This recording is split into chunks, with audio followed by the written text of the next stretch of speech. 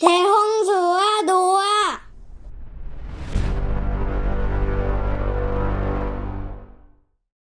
안녕하세요 여러분. 7번째 시간이에요. 지난 시간엔 처음으로 우리 딸이 진행을 했었는데 참 좋았죠? 네. 그리고 성경에 쓰여 있는 말씀들이 다 의미가 있는 말씀들이었다라는 것을 알 수 있어서 좋았어요. 와, 칭찬해요. 오늘은 어떤 이야기인가요?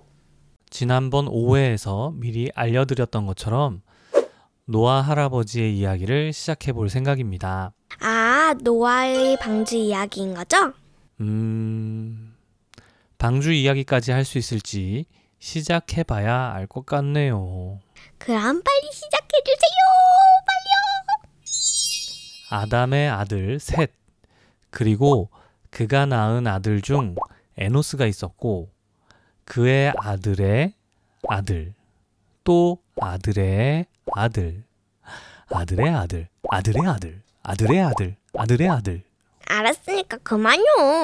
그만큼 시간이 많이 지났다는 말이죠? 네, 맞아요. 아무튼 그 중에 노아라는 사람이 있었어요. 성경은 노아를 그 당시의 의인이었고 완전한 사람이며 그가 하나님과 동행하였다라고 했어요.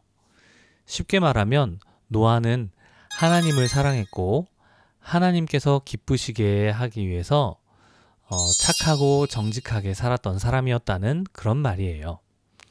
하지만 안타깝게도 하나님은 이때 너무 마음이 상하셨어요. 왜요? 모든 사람들이 서로를 미워하고 싸우고 빼앗고 속이고 죽이며 살아가는 것 때문이에요. 창세기 6장에 보면 당시 용사라고 불리던 자들이 있었다라고 기록되어져 있는데 그 부분이 우리가 만화에서 보는 그런 용사 같은 뜻이 아니랍니다. 용사는 약한 사람들 도와주고 나쁜 사람을 혼내주는 거 아니에요? 우리가 만화에서 보는 용사들은 그럴 수 있지만 성경이 번역되다 보니까 같은 뜻이라고 보기 어려운 거예요. 그러면 그 용사라고 한 이유는 뭔가요? 그만큼 강한 힘과 폭력을 사용하는 게 최고였던 때라고 말씀하시는 거예요. 11절과 12절 그리고 13절까지 자세히 읽어보면 부패라는 단어와 포악이라는 단어가 계속해서 반복적으로 쓰여져 있어요. 이것은 모든 사람이 하나님의 뜻, 그러니까 서로 사랑하고 살아가는 세상이 아니라 힘만 있다면 서로를 죽여서라도 가장 유명한 사람이 되려고 했다는 뜻인 거예요. 쉽게 풀어서 말하지 못해서 조금 미안하지만 먼저 말했던 것처럼 자기 자신을 위해 또는 유명해지기 위해 또는 다른 사람들을 자기 마음대로 좋을 대로 하기 위해 너무 쉽게 싸우고 빼앗고 속이고 죽이며 살았다라는 거예요. 듣기만 해도 마음이 아프네요. 하나님이 많이 속상하셨겠어요. 그러게 말이죠. 본래 서로 사랑하길 바라고 행복하길 바라시며 지으신 사람이 그 뜻과 달라도 너무 다르게 사는 모습을 하나님은 보고 너무 마음 아파하셨겠죠. 그래서 하나님은 그래도 하나님을 섬기며 착하고 정직하게 살았던 노아를 부르시고 새로운 계획을 알려주셨어요. 어떤 계획이요? 창세기 6장 13절의 말씀을 한번 같이 읽어볼까요? 하나님이 노아에게 이르시되 모든 혈육 있는 자의 포악함이 땅에 가득함으로 그 끝날이 내 앞에 이르렀으니 내가 그들의 땅과 함께 멸하리라. 그 계획은 바로 세상에 가득한 그 모든 악함과 함께 하나님께서 지으신 그 땅을 모두 사라지게 하시겠다라는 거였어요. 그래서 17절에서 하나님은 홍수를 일으키겠다라고 하셨거든요. 다시 말해 엄청나게 많은 물로 땅에 있는 것들이 다 죽게 될 것이라고 하신 것이죠. 그럼 정말 모두가 죽고 사라지는 건가요? 그런데 그렇진 않더라고요.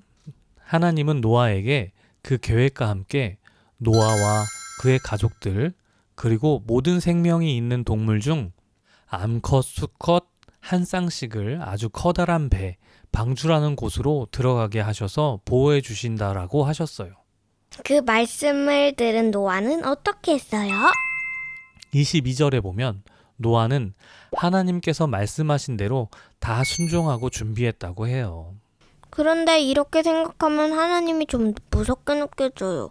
정말 따뜻하고 사랑 많은 아버지라 생각했는데 말이죠. 그렇게 생각할 수도 있지만 말씀을 잘 읽어보면 아, 하나님은 정말 좋은 아버지시구나를 알 수 있게 된답니다. 그러면 어디를 읽어봐야 해요? 창세기 6장 3절의 마지막 부분에 보면 그러나 그들의 날은 120년이 되리라 라고 하나님께서 말씀하시는데 이것은 두 가지 정도의 의미가 있어요. 하나는 바로 그동안 행한 모든 악한 일에서 돌이켜 다시 서로 사랑하며 착하고 정직하게 살기를 120년이라는 시간 동안 기다려주시고 기회를 주신 것이었어요.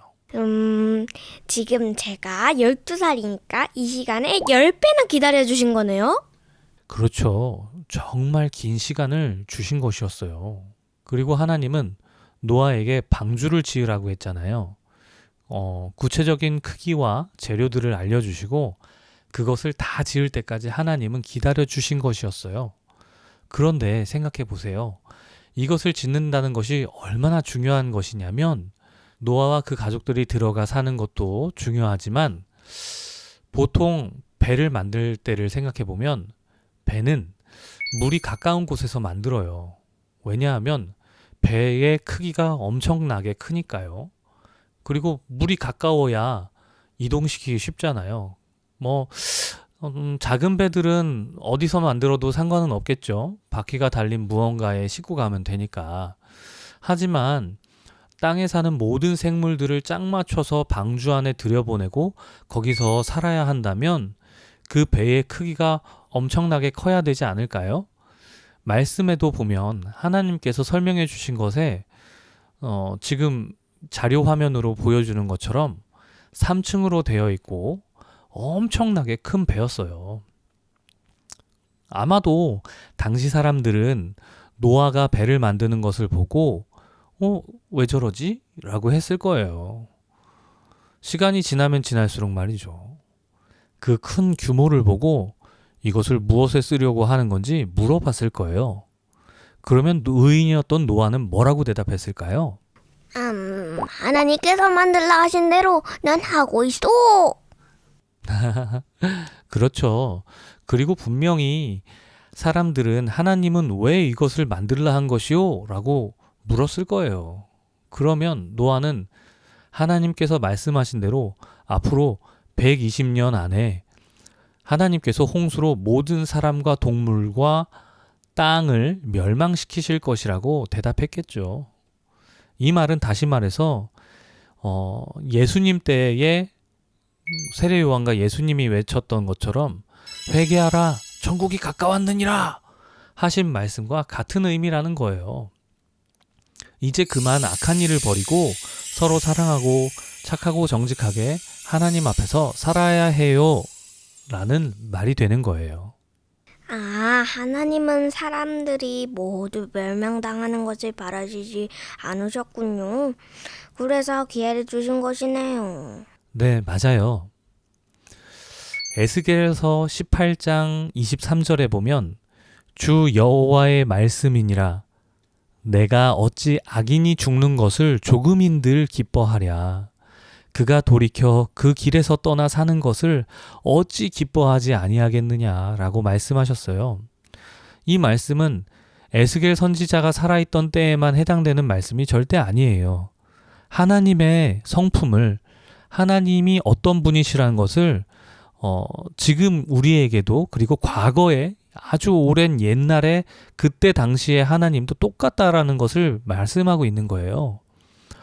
기억해 보세요. 아담과 하와가 범죄했을 때 그들을 불쌍히 여기셨던 하나님, 그리고 그의 아들 가인이 범죄하였을 때 가인을 불쌍히 여기셨던 것처럼 하나님은 늘 사람을, 우리를 불쌍히 여기시고 사랑하시는 분이신 거죠. 다만 사람들이 그것을 거절하고 눈앞에 보이는 즐거움과 만족을 위해 그냥 죽게 될 줄도 모르고 오늘을 마구 살아가는 거예요. 한 가지 큰 오해가 풀려서 기분이 좋네요. 저도 좋아요. 아빠, 다음 시간은 어떤 이야기예요? 홍수부터 이야기를 조금 더 해봐야 될 것 같네요. 아, 맞다. 오늘은 하나님께서 왜 홍수를 내리셨는지까지만 이야기했던 것 같네요. 그렇죠. 하나님은 역시 은혜로운 아버지시구나 라는 사실을 우리가 기억하면서 오늘도 우리에게 그 은혜를 베풀어 주시기를 기도하길 바래요. 다음 시간에 또 만나기로 하죠. 그러면 안녕. 안녕. 안녕. 안녕. 안녕. 안녕. 아이고.